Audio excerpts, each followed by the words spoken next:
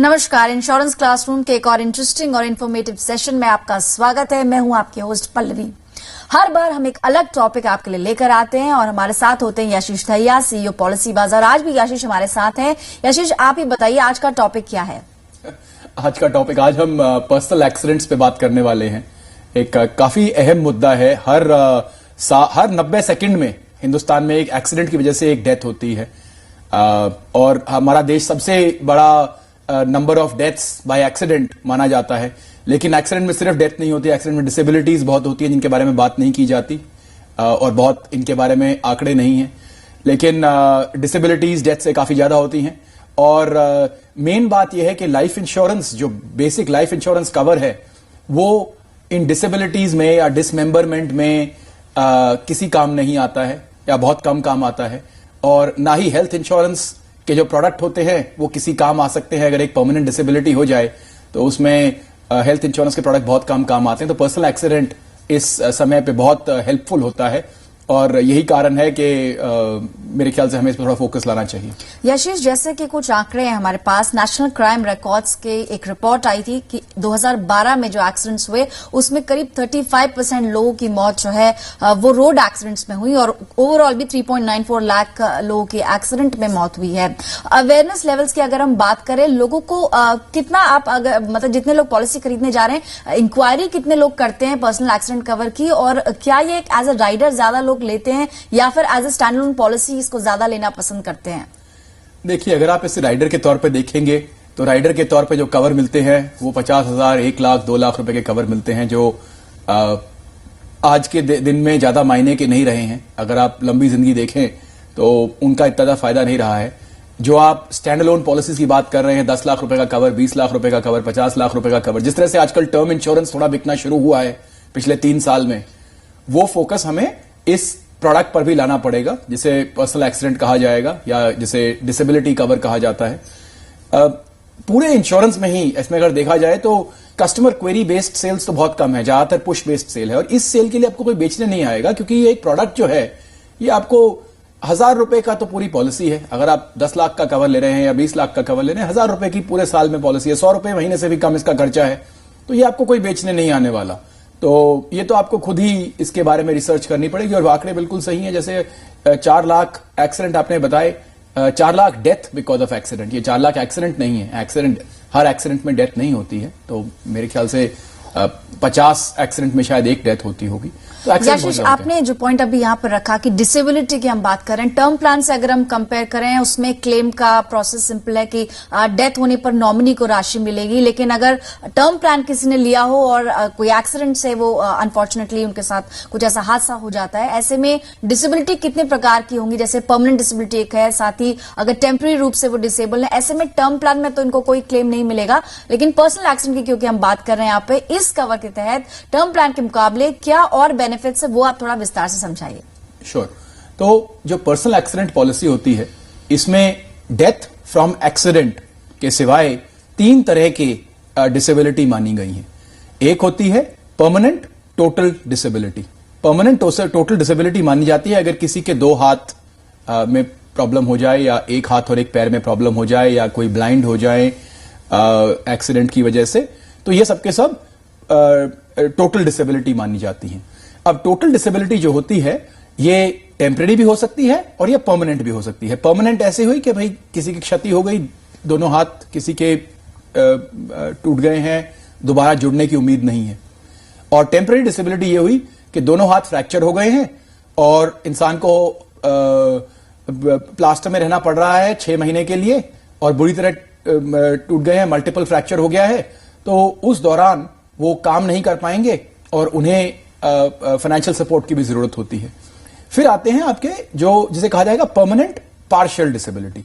Partial disability, एक अगर मेरी एक उंगली कट जाती है तो वो भी पार्शियल डिसेबिलिटी में आता है।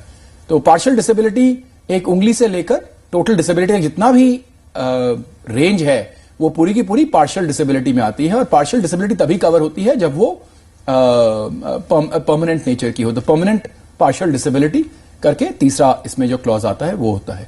और ये सब के सब क्लॉजेस आपके स्टैंडर्ड टर्म प्लान में कवर नहीं होते हैं और ना ही ये आपके स्टैंडर्ड हेल्थ प्लान में कवर होता है। आपके हेल्थ प्लान में अगर आप हॉस्पिटल में रह रहे हैं और उसके ऊपर आप खर्चा आ रहा है उस बीमारी पे, तो वो कवर होता है।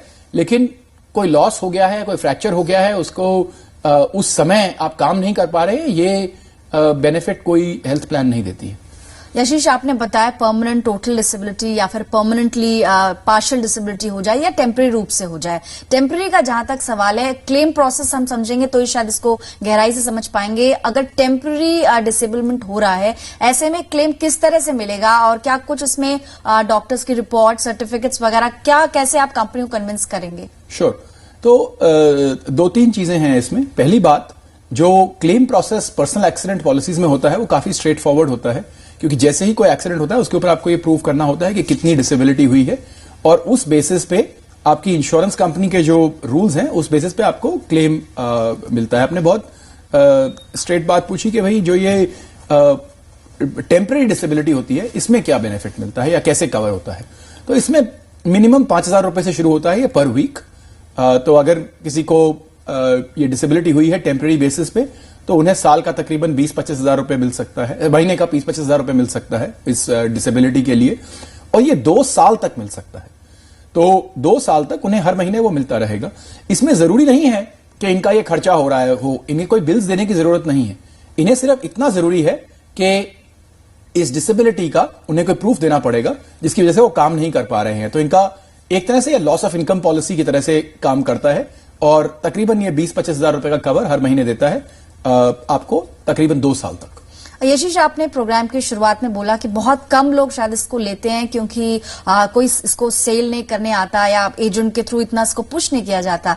लेकिन अगर जैसे हम क्योंकि इस टॉपिक को यहाँ उठा रहे हैं, इसकी इंपॉर्टेंस बहुत है लेकिन अवेयरनेस बहुत कम है। ऐसे में कैसे तय करेंगे कि कितना कवर फिजिबल होगा या कितना कवर हमें लेना चाहिए? इसका कवर कैसे तय होगा?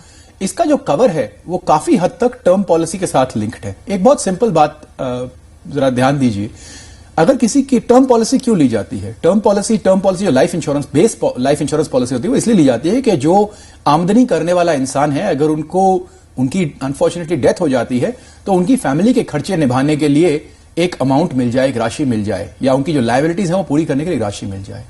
अगर एक परमानेंट डिसेबिलिटी हो जाती है जिसकी वजह से वो इंसान आगे काम नहीं कर सकते, तो जो फाइनेंशियल इंपैक्ट है बिल्कुल टर्म पॉलिसी वाला हो गया ना, क्योंकि ना तो वो काम कर सकते और खर्चे वहीं के वहीं हैं। लेकिन ये एक्चुअली टर्म पॉलिसी से ज्यादा खतरनाक सिचुएशन होगी, क्योंकि खर्चे वहीं के वहीं हैं, वो काम नहीं कर पा रहे हैं, और ऊपर से उनका अपना जो खर्चा है भाई उनकी अपनी देखभाल का, वो भी ऊपर से आ गया है। तो इसलिए हो सके तो जितना आप टर्म पॉलिसी सोच रहे हैं, टर्म पॉलिसी हम ज्यादातर बोलते हैं तकरीबन 12 गुना आपकी इनकम, जो एनुअल इनकम है उससे तकरीबन 12 गुना आपको टर्म पॉलिसी लेनी चाहिए। ऑफ कोर्स एक एज रिलेशनशिप होती है, जैसे आपकी एज बढ़ती जाती है थोड़ा कम हो जाता है, ये यंगर एज में थोड़ा ज्यादा होता है ये मल्टीपल। तकरीबन सेम मल्टीपल आपको पर्सनल एक्सीडेंट पॉलिसी पे लेना चाहिए, और पर्सनल एक्सीडेंट पॉलिसी आराम से मिल सकती है। इसमें कोई मेडिकल्स नहीं होते, क्योंकि देखिए एक्सीडेंट इसलिए नहीं होता कि आपके हेल्थ में कोई प्रॉब्लम थी, तो इसमें कोई मेडिकल्स नहीं होते हैं, इसमें आपको आराम से मिल जाता है। इसमें सिर्फ यही जानना चाहते हैं कि भाई एक्सीडेंट पहले ना हुआ हो, और इसमें कोई ज्यादा प्रूफ की जरूरत नहीं होती है। इसमें एज का कोई फर्क नहीं पड़ता, तो आप किसी भी एज में ले सकते हैं। कई पॉलिसीज हैं जो 60 साल पे जाके बंद हो जाती हैं, लेकिन ज्यादातर आप इसे यंग एज में लें या ओल्ड एज में लें, एक्सीडेंट का कॉस्ट तकरीबन बराबर ही रहता है। और जहां तक इसका कॉस्ट का सवाल है, कॉस्ट ज्यादा नहीं होता है इसमें। जैसे मैंने कहा था, आपको अच्छा खासा 10-20 लाख रुपए का कवर 100 रुपए महीने से कम में मिल सकता है। यशीष, जैसे आपने कॉस्ट का जिक्र किया, अगर टर्म प्लान से इसको कंपेयर करें तो कॉस्ट में कितना अंतर देखने को मिलेगा एक टर्म प्लान के अंदर और साथ ही पर्सनल एक्सीडेंट कवर दोनों में? इसमें आपको जो कॉस्ट आता है वो तकरीबन टर्म प्लान से हाफ के करीब आता है, लेकिन आपको ज्यादातर लोग अभी तक इसे देखिए, जो एवरेज टर्म प्लान लिया जा रहा है वो 72 लाख रुपए का लिया जा रहा है आज के दिन पे, जो ऑनलाइन टर्म प्लान चल रहा है।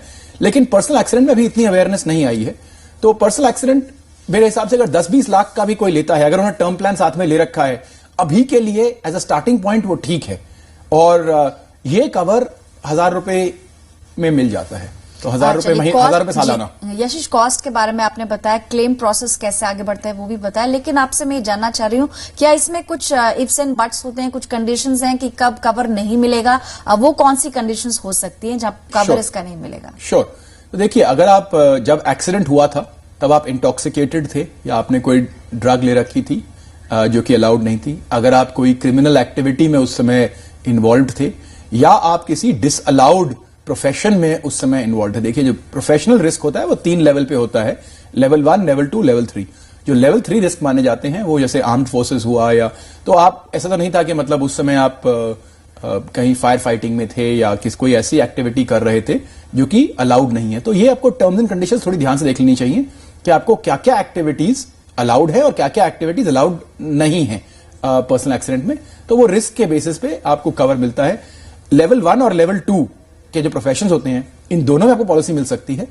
और जो लेवल 2 की पॉलिसी होती है, जो थोड़ा सा हायर रिस्क प्रोफेशंस हैं, उसमें थोड़ा सा लोडिंग के साथ मिलती है, थोड़ी सी महंगी होती है वो पॉलिसी। लेकिन आपको ये जरूर चेक कर लेना चाहिए कि आप कौन से प्रोफेशन में हैं और उस हिसाब से ही अपनी पॉलिसी लीजिए। यशीष, आपने बताया कि एज का कोई खास फर्क इसमें देखने को नहीं मिलता टर्म प्लान में, जबकि हम देखते हैं कि जैसे जैसे 35, 45 अलग अलग जो एज के स्लैब्स हैं, प्रीमियम में बहुत अंतर हो जाता है। इसलिए आमतौर पर एक्सपर्ट सजेस्ट करते हैं कि जितनी कम उम्र में आप टर्म प्लान लें उतना अच्छा है आपके लिए। लेकिन जहां तक हम पर्सनल एक्सीडेंट कवर की बात कर रहे हैं, किन लोगों के लिए ज्यादा सूटेबल है? क्या जो लोग ज्यादा ट्रैवल करते हैं उन्हें लेना चाहिए, यंग एज में लेना चाहिए? मतलब अगर आपको कैटेगरी वाइज बताना हो तो किन के लिए ज्यादा सूटेबल है पर्सनल एक्सीडेंट कवर? जो पर्सनल एक्सीडेंट का इम्पैक्ट, वर्स्ट इम्पैक्ट होता है, ये 25 से 45 साल की उम्र में होता है, क्योंकि वो एक समय है जबकि बहुत सारे लोग रोड्स में होते हैं। ज्यादातर एक्सीडेंट उस उम्र में आते हैं। और इसका एज से इसलिए कोई लेना देना नहीं है क्योंकि इसका हेल्थ से कोई लेना देना नहीं है। क्योंकि जो हेल्थ इंश्योरेंस प्लान होता है या टर्म इंश्योरेंस प्लान होता है, उसमें इंसान की जैसी हेल्थ है या उसकी जो मोर्टेलिटी एक्सपेक्टेशन है, उसका काफी इंपैक्ट पड़ता है कि भाई उसके कितना हेल्थ कॉस्ट आएगा, हेल्थ कितनी अच्छी सिचुएशन में है। पर्सनल एक्सीडेंट आपका एक हेल्थ कवर नहीं है। पर्सनल एक्सीडेंट कोई दुर्घटना होने का कवर है। दुर्घटना किसी के साथ भी हो सकती है, उसमें इंसान की हेल्थ पे ज्यादा डिपेंड नहीं करता है।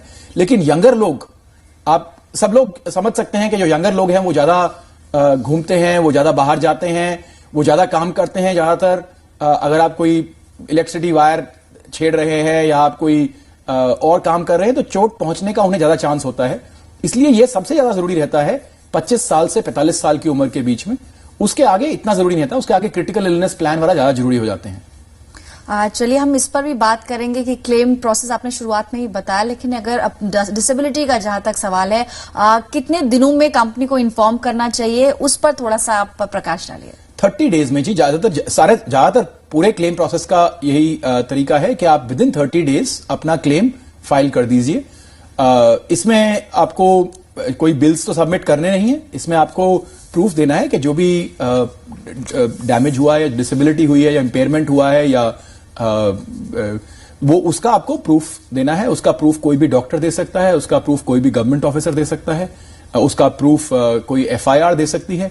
जैसे ही वो प्रूफ मिलता है उसके बेसिस पे आपका क्लेम प्रोसेस स्टार्ट हो सकता है।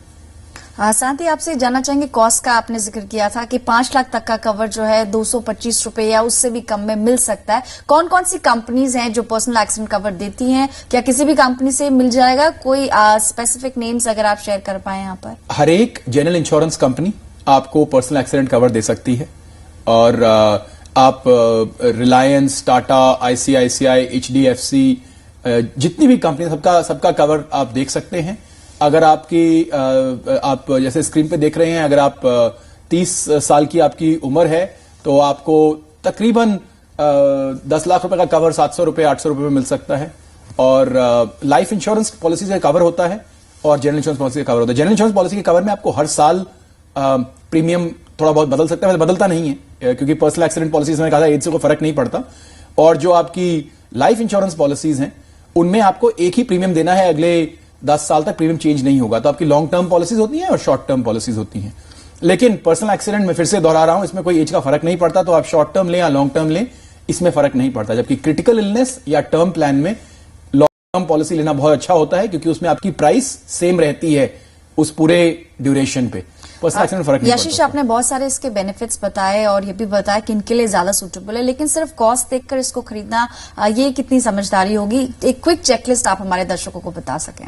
देखिए, इसमें बहुत सिंपल प्लान है, इसमें ज्यादा कॉम्प्लेक्सिटी नहीं है, इसे ज्यादा हमें कॉम्प्लिकेट करके देखना ही नहीं चाहिए। इसमें आपको बेसिक पॉइंट जो देखना है वो ये देखना है कि किस किस तरह की डिसेबिलिटीज कवर्ड हैं। ज्यादातर कंपनी सेम अंडरराइटिंग फॉलो करती हैं और आपको ये जरूर समझना है कि ये एक हेल्थ पॉलिसी के लिए या एक टर्म पॉलिसी के लिए रिप्लेसमेंट नहीं है। ये एक स्टैंड अलोन पॉलिसी है और इसमें आप जरूर अपना कवरेज देखते हुए कि आपको 10 लाख का कवर या 20 लाख का कवर कितने में मिल रहा है, आप इसे कॉस्ट बेस्ड कर सकते हैं। इसमें कोई परेशानी नहीं है। साथ ही जो भी पॉलिसी की बारीकियां होती हैं, आमतौर पर कोई भी पॉलिसी जब हम लेने जाते हैं उसको समझना बहुत जरूरी है। एजेंट से क्या हम पहले ही पॉलिसी लेने से पहले ही क्या कुछ जो भी डेफिनेशंस दी गई हैं पॉलिसी के अंदर, जो इफ्स एंड बट्स हैं, शर्तें हैं, उसको हम समझ सकते हैं? और क्या इसमें भी फ्री लुक पीरियड का फायदा हम ले पाएंगे 15 दिन के अंदर? फ्री लुक पीरियड बिल्कुल अप्लाई करता है। 15 दिन का फ्री लुक पीरियड में अप्लाई करता है तो आप हमेशा कैंसिल कर सकते हैं पॉलिसी को 15 दिन के बाद। लेकिन मैं फिर से समझा रहा हूं, ये पॉलिसी इतनी लो कॉस्ट पॉलिसी है कि इसमें आपको उसकी इतनी जरूरत नहीं पड़ेगी। आप बेसिक ये समझ लीजिए कि अगर कोई एक्सीडेंट होगा, उसमें कोई डैमेज, कोई क्षति होगी, तो उस केस में क्षति की सीरियसनेस देखते हुए कुछ उस का अमाउंट मिलेगा। अगर टोटल डिसेबिलिटी होगी तो 100% मिलेगा और अगर कम डिसेबिलिटी होगी तो उसका एक लोअर परसेंटेज मिलेगा। इसके जो रूल्स हैं वो काफी स्टैंडर्ड हैं, हर एक पॉलिसी में तकरीबन बराबर ही रहते हैं।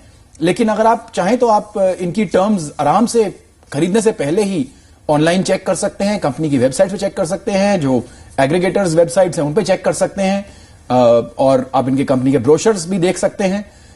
जहां तक मेरा अंदाजा है, इसमें 800 रुपए की पॉलिसी है, इसमें तकरीबन 10% मार्जिन रहता है। 80 रुपए के लिए कोई आपके घर आके आपको नहीं समझा पाएगा ये पॉलिसी के बारे में। आशीष, क्या ये सब प्री डिफाइंड होगा? हमें क्या पहले से मालूम होगा कि जैसे आपने परमानेंट और पार्शियल डिसेबिलिटी के बारे में समझाया, लेकिन जो टेम्पररी डिसेबिलिटी है, एक तो आपने बोला कि अगर आप ऑफिस नहीं जा पा रहे हैं कुछ दिनों के लिए या 6 महीने या साल भर के लिए, जो टेम्पररी अगर आप डिसेबल हो गए, उस केस में भी कुछ अलग किस्म से या कितनी डिसेबिलिटी है परसेंटेज के हिसाब से आपको क्लेम की राशि दी जाएगी या वीकली पे आउट दिया जाएगा। लेकिन क्या उसमें प्री डिफाइंड होगा? क्या ये पॉलिसी के पेपर्स में पहले से मेंशन होगा कि किस लेवल की डिसेबिलिटी पर कितना क्लेम मिलना है?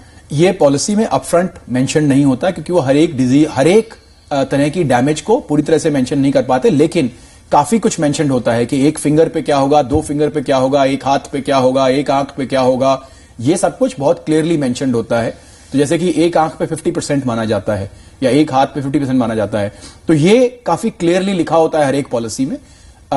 लेकिन उसमें हर एक चीज नहीं बता पाएंगे कि मतलब क्योंकि हर एक इंडिविजुअल केस थोड़ा डिफरेंट हो जाता है। लेकिन अंडरराइटिंग काफी स्टैंडर्ड होती है और पॉलिसी में यह जरूर लिखा होता है, आपको आइडिया लग जाएगा कि किस तरह की डिसेबिलिटी पे क्या एडवांटेज मिलता है। जहां तक टेम्पररी डिसेबिलिटी का सवाल है, उसमें एक फिक्स्ड अमाउंट मिलता है हमेशा।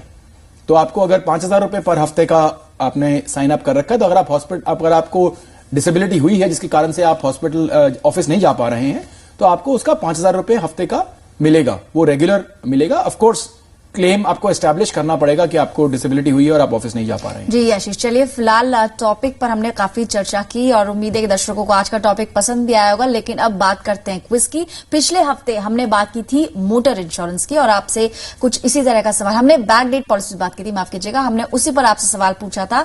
हमने आपको 3 ऑप्शंस दिए थे। सवाल था क्या पिछले वित्त वर्ष में इंश्योरेंस पॉलिसी को बैक डेट किया जा सकता है, और सही जवाब है नहीं। सही जवाब सबसे पहले हमें भेजा है शुभम ने। शुभम, बहुत बहुत कंग्रेचुलेशन, आप इस हफ्ते के विजेता हैं। इस हफ्ते का क्या क्विज होगा वो हम पूछेंगे इस ब्रेक के बाद। जल्द लौट के आते हैं।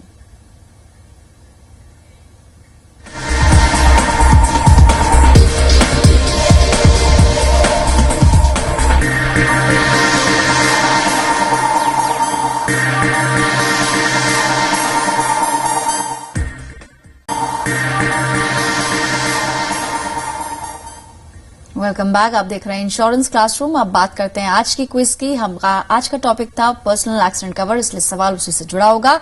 हमारा आज का सवाल है कि पर्सनल एक्सीडेंट कवर क्या टर्म प्लान के मुकाबले आपको कम प्रीमियम पर मिल जाएगा? आपको 3 ऑप्शंस दिए जा रहे हैं, ए, बी या सी, जो भी आपको लगता है कि सही जवाब है। इंश्योरेंस हमारा कोड है, उसके बाद स्पेस देकर आपको सही जवाब लिखना होगा और उसे भेजना होगा 57575 पर। साथ ही आप अपने सुझाव, अपने सवाल हमारे ईमेल आईडी पर भेज सकते हैं insuranceClassroom@zmedia.slgroup.com। रुक करते हैं फटाफट आज के कुछ सवालों पर। हमें पिछले हफ्ते 2 सवाल मिले हैं ईमेल के जरिए। सबसे पहले सुरेश जैन सबका सवाल है, ये जानना चाह रहे हैं कि इंश्योरेंस क्लासरूम में इन्होंने जो मोटर इंश्योरेंस पर कार्यक्रम हुआ था उस पर कुछ जीरो डेप्रिसिएशन जैसे कुछ फीचर्स सुने थे। आपसे सवाल यशीश ये है कि क्या उसके लिए कुछ एडिशनल प्रीमियम देना पड़ेगा और एक एवरेज कॉस्ट क्या रहेगी, क्या फायदे हैं इस तरह के टॉप अप्स के? श्योर। तो सपोज आपकी गाड़ी 3 साल पुरानी है और उस पे आपको डेप्रिसिएशन देना पड़ रहा है 30% का, लेट अस से, तो आपको अगर कोई भी डैमेज होती है गाड़ी में, तो आपको अगर 1 लाख रुपए की डैमेज हुई है तो आपको 70,000 रुपए तकरीबन क्लेम मिलेगा और अप्रोक्सीमेटली 30,000 आपको पेमेंट अपनी जेब से करनी पड़ेगी, क्योंकि डेप्रिसिएशन का कॉस्ट आप खुद भुगतान करेंगे। ये अप्रोक्सीमेट बता रहा हूं मैं, क्योंकि बाकी होता है, साल्वेज वैल्यू भी थोड़ा बहुत होता है। लेकिन अगर आपने जीरो डेप्रिसिएशन कवर ले रखा है तो पूरा अमाउंट माइनस सैल्वेज वैल्यू वो होता है जो पार्ट्स का, अगर पार्ट्स बेचें तो उनका वापस मिल जाता है, तो वो आपको पूरा का पूरा मिल जाता है। आपका डेप्रिसिएशन बेस्ड डिडक्शन नहीं होता। इसका एक्स्ट्रा कॉस्ट तो देना पड़ता है। एक्स्ट्रा कॉस्ट इसका पड़ता है तकरीबन आपका जितना भी डेप्रिसिएशन होता है तकरीबन उतना पड़ता है। जैसे 30% डेप्रिसिएशन अगर आपका चल रहा है तो आप देखेंगे अगर आपकी 100 रुपए की पॉलिसी है तो आपको तकरीबन 140 रुपए की पड़ेगी वो। लेकिन इसमें आपको बेनिफिट यही पड़ता है कि आपको डेप्रिसिएशन की बिल्कुल फिक्र करने की जरूरत नहीं है। आप कोई भी एक्सीडेंट होता है आप पूरा क्लेम कर सकते हैं, आपको पूरा अमाउंट मिलेगा और टोटल लॉस में तो पूरा अमाउंट मिलता ही है इसमें। यशीष, अगला सवाल कुछ यूलिप से जुड़ा हुआ है। अरविंद तम्मारकर साहब ने सवाल भेजा है। एसबीआई स्मार्ट परफॉर्मर इन्होंने पॉलिसी खरीदी 2011 में। इन्होंने बताया कि 3 इंस्टॉलमेंट्स इन्होंने पे किए, लेकिन चौथा इंस्टॉलमेंट ड्यू है इस महीने। ये जानना चाह रहे हैं कि मैं इसको कंटिन्यू नहीं करना चाह रहा हूं, लेकिन कंपनी से शायद इन्होंने क्रॉस चेक किया। कंपनी ने बताया कि अगर ये लॉक इन से पहले निकलेंगे तो कोई 3% चार्ज इनको देना पड़ेगा और प्लस इनको जो वैल्यू है, जो भी सरेंडर वैल्यू या फंड वैल्यू है, वो जून 2016 में मिलेगी। फिलहाल इनको क्या करना चाहिए? ये इंटरेस्टेड नहीं है इस पॉलिसी में आगे बढ़ने के लिए। अगर इनको कोई बहुत फाइनेंशियल डिफिकल्टी नहीं है इस पॉलिसी में कंटिन्यू करने के लिए, तो मैंने स्ट्रांगली एडवाइस करूंगा इस पॉलिसी में कंटिन्यू करें। देखिए, पॉलिसी में ये घुस चुके हैं, ये पॉलिसी अच्छी थी या नहीं थी वो इनके लिए अभी सवाल मैटर नहीं करता, क्योंकि उसमें तो 3 साल तो ऑलरेडी हो चुके हैं। तो ये पॉलिसी से बाहर तो बिना मतलब तो नहीं निकल सकते शुरू से। तो अभी अगर पॉलिसी के अंदर हैं तो इनके जो डिसीजन ये है कि पॉलिसी में कंटिन्यू करें या ना करें, उसमें फाइनेंशियली कंटिन्यू करना काफी फायदेमंद डिसीजन है। क्योंकि जो इन्हें अभी पेमेंट करनी पड़ेंगी अगले 2 साल, उसका इन्हें काफी ज्यादा बेनिफिट मिलेगा, क्योंकि इन्हें सरेंडर चार्जेस नहीं लगेंगे। इन्हें जो भी इनका लॉस हो रहा है पहले 3 साल की पे आउट्स पे, उसका इन्हें लॉस नहीं भरना पड़ेगा और इनके जो अगले 2 साल के पेमेंट करने पे इन्हें पूरी पॉलिसी का बेनिफिट मिल जाएगा 5 साल की लॉक इन के बाद। मैं तो इन्हें यह भी एडवाइस नहीं करूंगा कि लॉक इन के बाद निकल जाएं, लेकिन अगर ये चाहें तो 5 साल का लॉक इन पूरा करने के बाद पॉलिसी से निकल सकते हैं। इन्हें बिल्कुल सही बताया गया है कि 2016 से पहले इन्हें पैसा नहीं मिल पाएगा।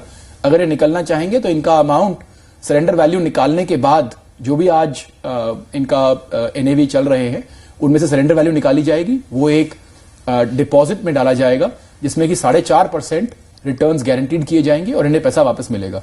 पर अगर ये कंटिन्यू करेंगे तो ये मार्केट के साथ साथ बढ़ेंगे और इन्हें अगले 2 साल में जब भी एग्जिट होगा इन्हें अपनी पूरी राशि वापस मिल जाएगी।